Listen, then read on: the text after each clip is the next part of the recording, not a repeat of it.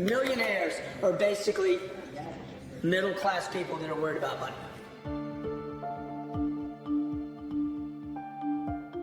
$1 million, if you didn't have any more income and you were, how old are you? 27 years old and you didn't have any income, $1 million income, how long would that money last? At $4,000 a month, you got 25 years. You'd have to live with $4,000 a month for 25 years. You will be 52 years old, my friend, and dead broke. Everybody's like, oh my God, the iconic millionaire. You're wealthy. You're not wealthy, dude. You're worried is what you are, okay? Because you don't have new income. This equation right here doesn't assume any inflation. It assumes everything stays the same and his rent never goes up. His car payments don't go up. Nothing goes up. It's impossible. It's an impossible cycle. The problem is nobody talks about this because nobody wants to go on TV and say, hey, millionaires are basically middle-class people that are worried about money.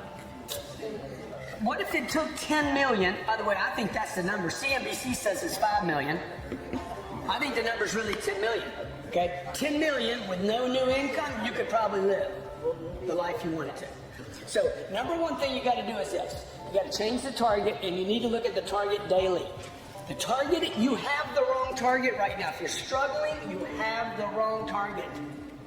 When you change the target, everything changes. Number two, you need to get your income to a place. This is a fascinating concept right here. Okay? If you can do this, I guarantee you'll be rich.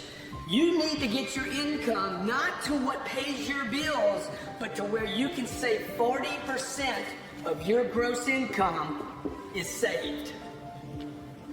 Okay, now you want to talk about something difficult? This is way more difficult than that.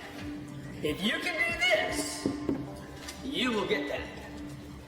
If you make $10,000 a month and you want to save $40,000 of it, you would pay yourself first. Okay, we know the IRS is going to they're going to withhold $4,000 of it. So look, if you'll pay the freaking IRS $4 grand of 10. You need to figure out how to pay yourself $4 grand. What's the problem here? You got to live on 10.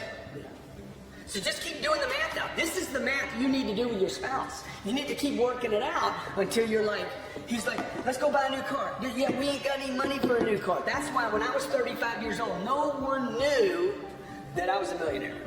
Nothing had changed. I was still running with shit shoes, you know, buying $40 shoes and working a shirt out as long as I could, and like nobody saw I didn't have fancy cars. I'm driving a Camry with $1 million in the bank. At 20 grand, what happens? You're saving 8. Storage. You're paying 8, and now you can live on 4. You see, now this is the right way to do a budget. You make 30,000. 12's going to storage. 12's going to the IR and the S, and that leaves you with 6. So now you can start seeing, dude, you got to be somewhere north of 300 grand a year. This is what they don't teach you at Harvard. Okay, number 3 thing you're going to do. You're going to go broke right here and invest the storage. Storage has to get invested. The golden goose is only good if she lays eggs. Otherwise, you can kill her. Eat her for a chicken. Need eggs. Money needs to make babies, right?